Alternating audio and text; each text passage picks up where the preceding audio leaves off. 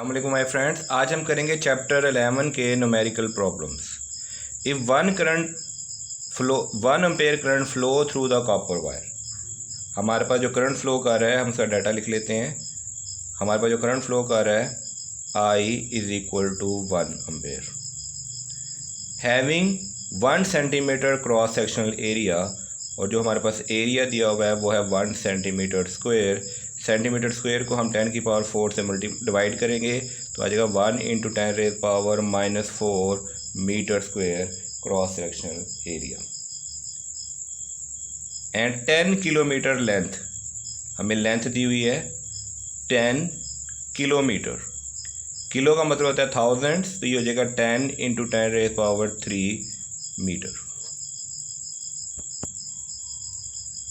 Also calculate the time required by charge carrier to travel from one to another end of conductor.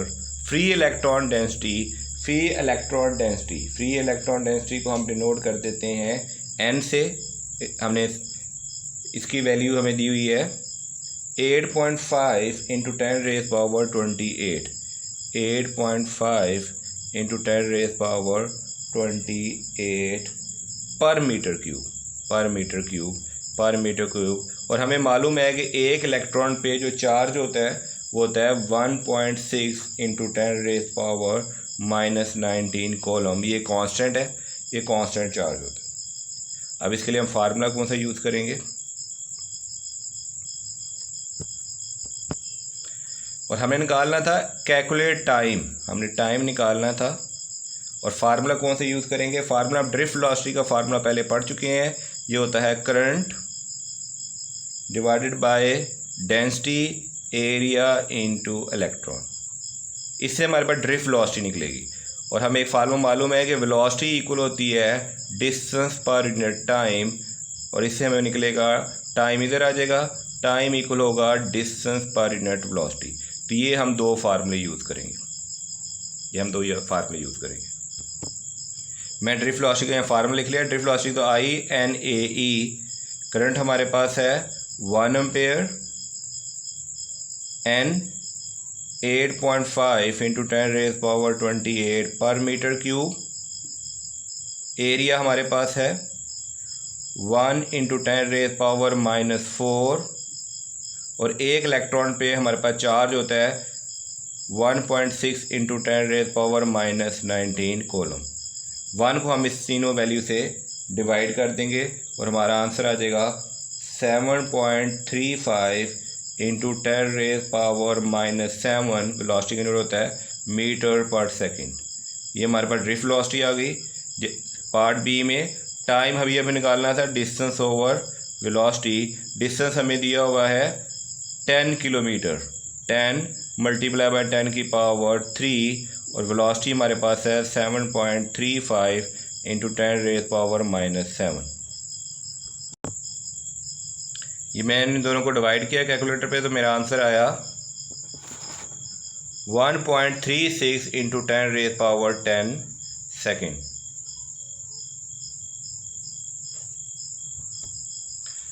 ये time second में आया था। अगर आपको time चाहिए ईयर्स में, तो 1.36 इंटू 10 रेज पावर 10 सेकेंड है। 1 मिनट में 60 सेकंड होते हैं। अगर 60 से डिवाइड करेंगे, अगर हमें टाइम चाहिए ईयर्स में, तो 1 मिनट में 60 सेकंड होते हैं। अगर 60 से डिवाइड करेंगे तो ये मिनट में कन्वर्ट हो जाएगा। एक और 60 से डिवाइड करेंगे तो ये आवर में तब्दील हो जाएगा, एक आवर में। और एक दिन में 24 आवर होते हैं। अगर मज़ीद इसको 24 से डिवाइड करेंगे तो ये डे में कन्वर्ट हो जाएगा। और एक साल में 365.25 है, 0.25 इग्नोर कर देते हैं। मज़ीद 365 से हम डिवाइड करेंगे तो ये हमारा आंसर ईयर में कन्वर्ट हो जाएगा। तो इसको मैं इस तमाम वैल्यू से डिवाइड करता हूँ तो मेरा आंसर आ रहा है 431.06 ईयर्स। राउंड ऑफ करेंगे तो 431 ईयर्स। इन तमाम वैल्यूज़ को मल्टीप्लाई करके जो हमारे पास डिवीज़न में वैल्यू आती है वो आती है 31536,000, यानी कि एक साल में एक साल में इतने सेकंड होते हैं। तो आप ये मेथड है, इस सेकंड को आप 60 से डिवाइड किया मिनट, फिर आवर, फिर डे, फिर ईयर, तो इतने ईयर हमारा एक टाइम पीरियड होगा। हमने ईयर्स में भी निकाल लिया और आंसर सेकंड SI यूनिट में भी निकाल लिया। Numerical 11.2 calculate the flow of charge per unit time inside the EMF source. Potential difference हमें दिया हुआ है 2 वोल्ट और terminal connected with each other having internal resistance हमें दी हुई है 0.02 ओम। हमने निकालना है flow of charge. Flow of charge का मतलब है charge per unit time is equal to flow of charge. Flow of charge और चार्ज पर यूनिट टाइम किसके इक्वल होता है? ये इक्वल होता है करंट के। ये इक्वल होता है करंट के। तो एक्चुअली हमने करंट निकालना है। आप simple B is equal to IR का फार्मूला लगाएं। R इधर आकर डिवाइड हो गया, इसको डिवाइड किया हो तो 100 एम्पेयर आपका आंसर आ गया। Numerical 11.3 calculate the terminal potential of EMF source if internal resistance of battery. अगर बैटरी की इंटरनल रेजिस्टेंस 10 ओम हो is 10 ohm and current and internal potential R, और बैटरी का करंट 1 एम्पेयर हो और पोटेंशियल EMF हो 10 वोल्ट। तो calculate potential difference. Potential difference का फार्मूला होता है E minus I internal resistance of battery. इसको हम ऐसे भी लिखते हैं E is equal to V plus I small R. तो I प्लस स्मॉल आर जो है ये इंटरनल रेजिस्टेंस में जो पोटेंशियल ड्रॉप हो रहा है ये इधर आके माइनस हो जाएगा और सिंपली हम इसमें वैल्यू पुट कर देंगे। पोटेंशियल में EMF हमें कितना दिया हुआ है 10, EMF हमें 10 दिया हुआ है, ये 10 हमने यहाँ पुट कर दिया। फिर I हमें 1 एम्पेयर दिया हुआ है, ये 1 यहाँ पुट कर दिया और रेजिस्टेंस 10 हमने यहाँ पुट कर दी। 10 minus 10 is equal to 0 volt. तो हमारा आंसर आ गया potential difference is equal to 0 volt. 11.4 there is a copper wire having 2000 turns. तो नंबर ऑफ टर्न हमें डाटा में कितने दिए हुए हैं? नंबर ऑफ टर्न दिए हुए हमें n कर लेते हैं 2000 turns. After with 0.8 millimetre square cross sectional area. Cross sectional area दिया हुआ है हमें 0.8 मिलीमीटर स्क्वायर। मिलीमीटर स्क्वायर को अगर हमने मीटर में स्क्वायर में कन्वर्ट करना है, 1 मिलीमीटर को मीटर में करने के लिए एक दफ़ा 1000 से और दूसरे को फिर एक दफ़ा 1000 में, क्योंकि यहाँ करते हैं क्योंकि ये आपको मालूम है कि 1 मीटर में 1000 मिलीमीटर होते हैं। 1000 में 1 मीटर में 1000 मिलीमीटर होते हैं। इसलिए हमें यहाँ पे 2 दफ़ा 1000 से डिवाइड करना होगा। तो सिंपली ये 10 की पावर 6 आ जाएगी, इसे ऊपर ले जाएंगे तो 10 की पावर -6 आ जाएगी। तो 0.8 इंटू 10 रेज़ पावर -6। अगर साइंटिफिक नोटेशन में आप लिखेंगे तो 8.0 इंटू 10 रेज़ पावर 5 आएगा। अगर इसे मज़ीद राउंड एक्चुअली करना है तो 8 into 10 raise power -5 metre square. Metre square में हमारा एरिया आ गया। Cross sectional area the length per unit is 80 centimetre. Per unit turn एक टर्न की जो लेंथ है वो हमारे पास दी हुई है। लेंथ की तरफ आ जाते हैं। लेंथ हमारे पास दी हुई है 80 सेंटीमीटर। सेंटीमीटर को अगर मीटर में कन्वर्ट करना हो तो 100 से डिवाइड करेंगे तो आ जाएगा 0.8 metre. Next calculate the resistance of the coil. Coil की रेजिस्टेंस क्या होगी अगर कॉइल की resistivity of copper, resistivity of copper is equal to 0.02 micro ohm metre. Micro means 10 की पावर -6 और ओहम मीटर इसका यूनिट है। जैसे हम जानते हैं कि रेजिस्टेंस का फार्मूला होता है, ये मैट्रिक में भी हम पढ़ा था, रेजिस्टेंस फार्मूला होता है रेजिस्टिविटी L/A। लेकिन ये टोटल लेंथ, हमने टोटल लेंथ नहीं निकाली, हम टोटल लेंथ निकालेंगे अभी। ये हमारे पास है टोटल लेंथ। हमारे पास एक टर्न की लेंथ दी हुई थी 0.8 मीटर और टोटल टर्न हैं 2000 टर्न। तो टोटल लेंथ इक्वल होगी टर्न्स मल्टीप्लाई बाय 1 टर्न की लेंथ। 2000 multiply by 0.8 metre. तो 2 8 द 16, तो ये आ गया 1600 मीटर हमारे पास टोटल लेंथ आ गई। इस तमाम वैल्यूज़ को हम इसमें पुट कर देते हैं। रजिस्टिविटी कितनी थी हमारे पास? 0.02 इंटू 10⁻⁻6। माइक्रो का मतलब होता है 10⁻⁻6। ये रजिस्टिविटी आ गई। टोटल लेंथ हमारे पास 1600 मीटर और टोटल एरिया हमने यहाँ एरिया मीटर में कन्वर्ट किया था, कोई भी वैल्यू पुट कर दें 0.8 इंटू 10⁻⁻6। अब हम इसको डिवाइड कर दें कैलकुलेटर पे, इसको हमने कैलकुलेटर पे डिवाइड कर दिया, हमारा आंसर आ गया 40 ओम। हमारा आंसर आ गया 40 ओम। 11.5 A piece of silver wire has resistance of 1 ohm। Data लिखते हैं।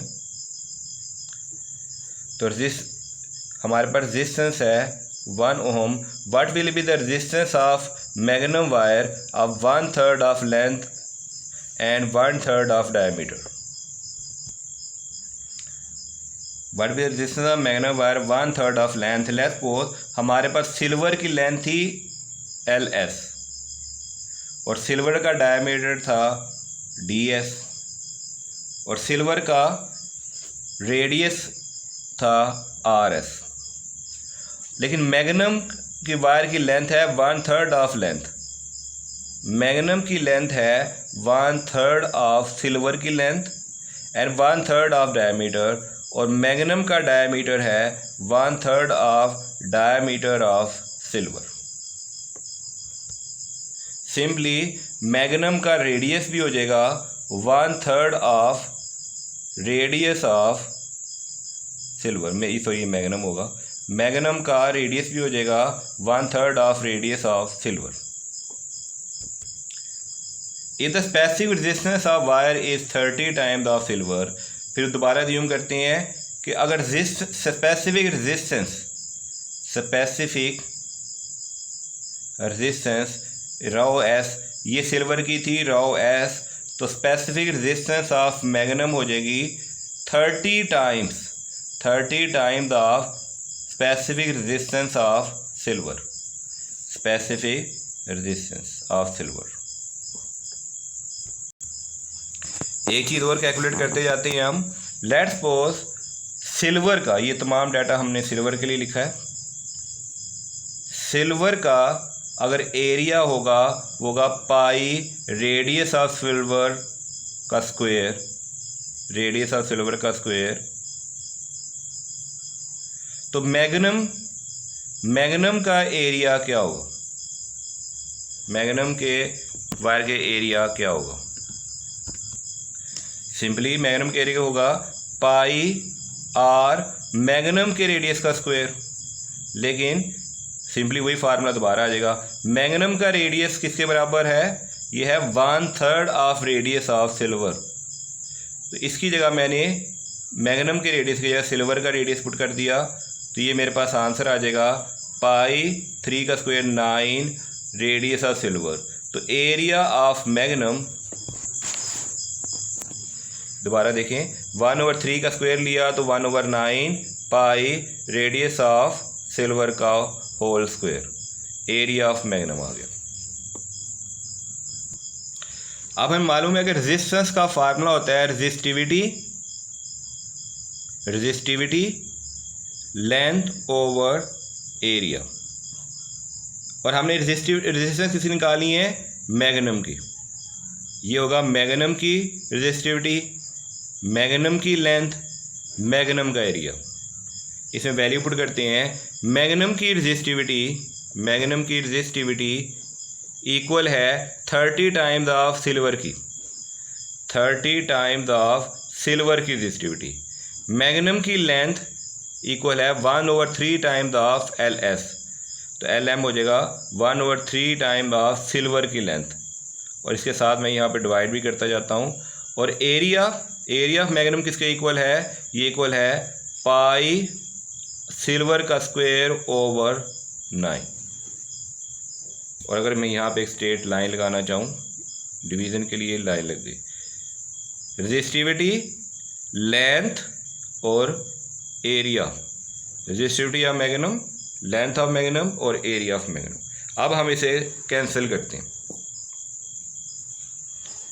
3 1 3, 3 3 9। ये 3 डबल डिवाइड हो रहा है तो ये ऊपर चला जाएगा, ऊपर चला गया तो 3 इस 30 से मल्टीप्लाई हो जाएगा। 30 मल्टीप्लाई बाय 3, ये आ जाएगा resistivity of silver, length of silver over pi R S square, area of silver. 33 90। और ये फार्मूला किसका है? ये फार्मूला हम पहले पढ़ चुके हैं। ये फार्मूला है रेजिस्टेंस का।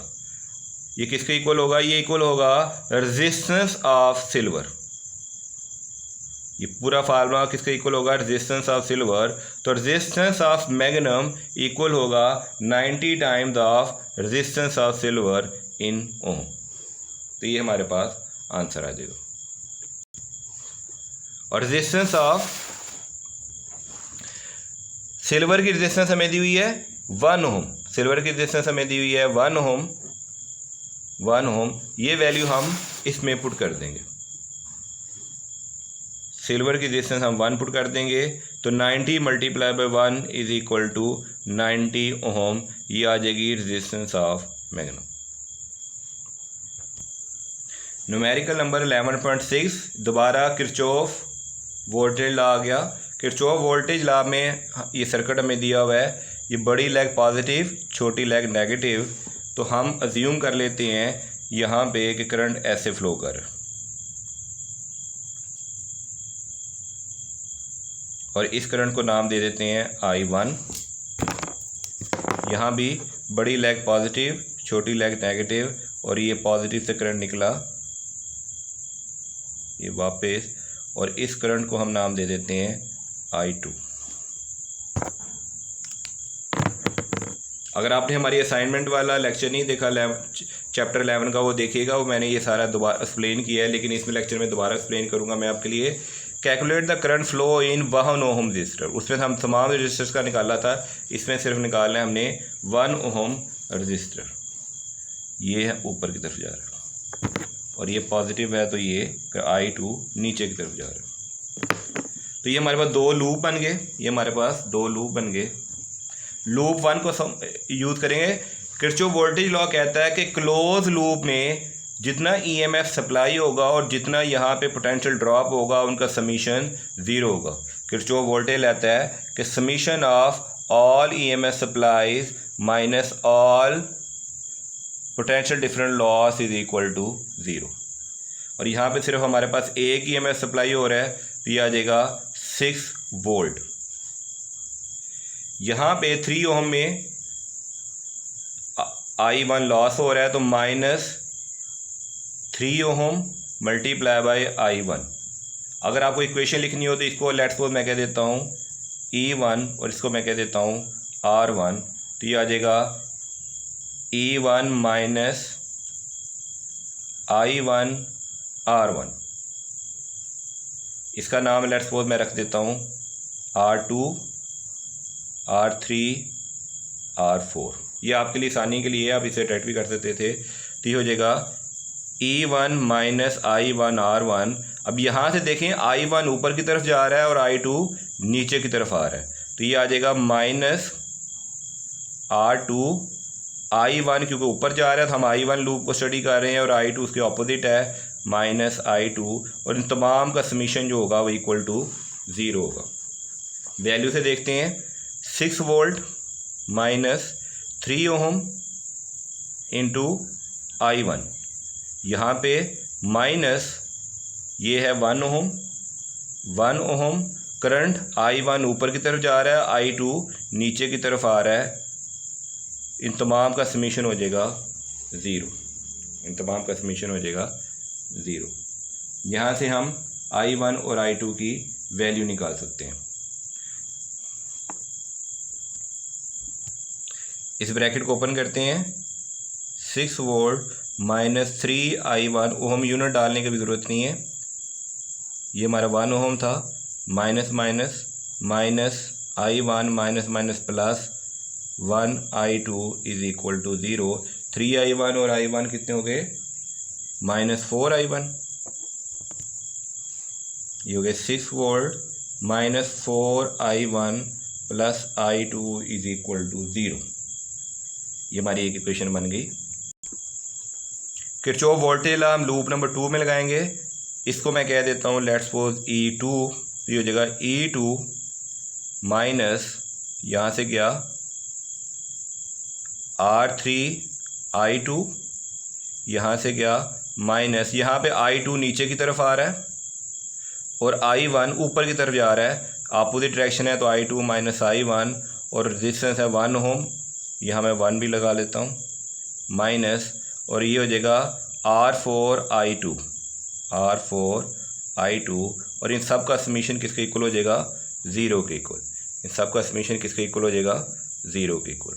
इसमें वैल्यू पुट करते हैं 9 वोल्ट, मैं यूनिट नहीं डालता, यूनिट बाद में डाल लेंगे। 9 वोल्ट 2 ओम इंटू i2 यानी कि माइनस 2i2, यहाँ पे 1 लिखने की ज़रूरत नहीं है क्योंकि 1 है तो चल लिख लेते हैं 1।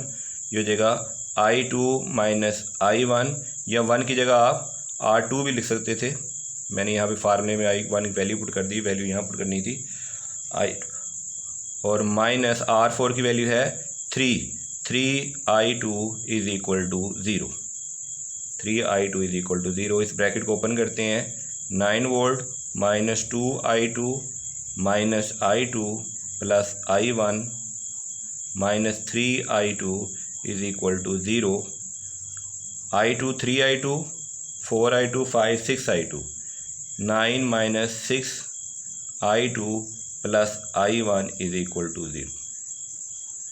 सॉरी, ये दोबारा 9 minus 2i2 minus i2 minus minus plus i1 minus 3i2 is equal to 0, 3i2 minus minus 4 minus 5 minus 6i2 plus i1। ये हमारी दूसरी इक्वेशन बन गई। यहाँ से हम i1 की वैल्यू निकाल लेते हैं, तो i1 की वैल्यू ये हो जाएगा प्लस हो जाएगा 6i2 माइनस 9 वोल्ट।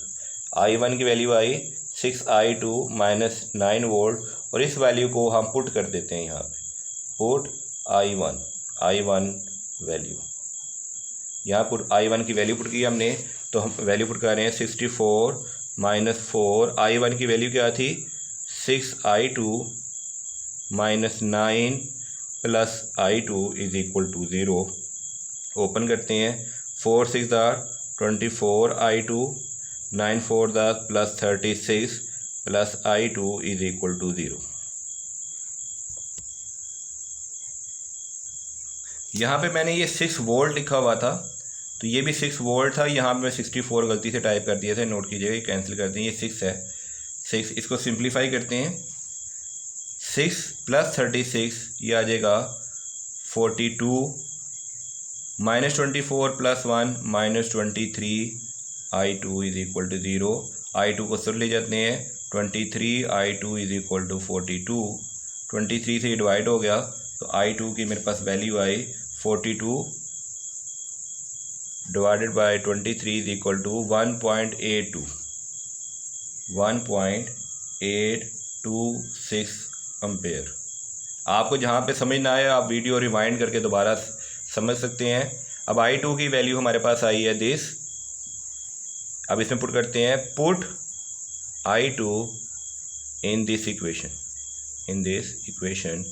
तो i1 हमारे पास आ गया 6, i2 की वैल्यू है 1.826 माइनस 9।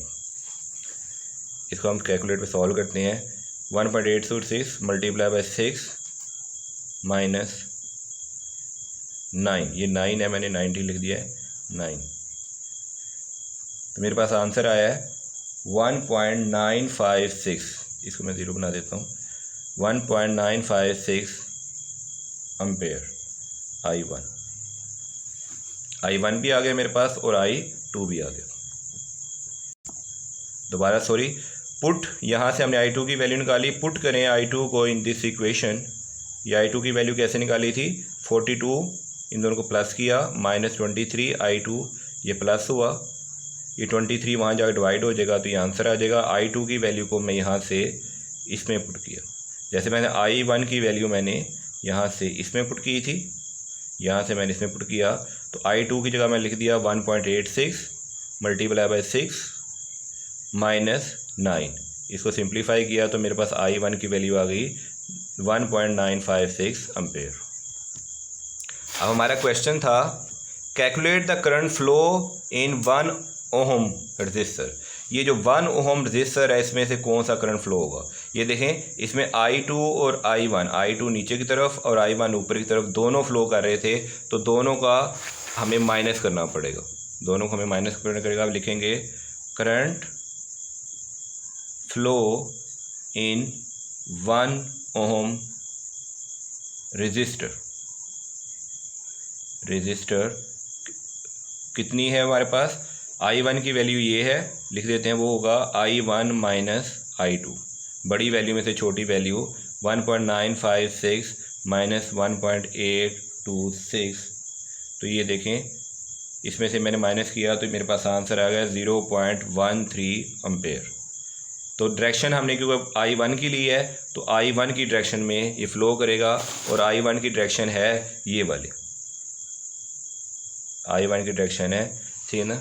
इतने एम्पेयर करंट फ्लो होगा इन direction of I1, in direction of I1। तो ये हमारा न्यूमेरिकल सॉल्व हो गया।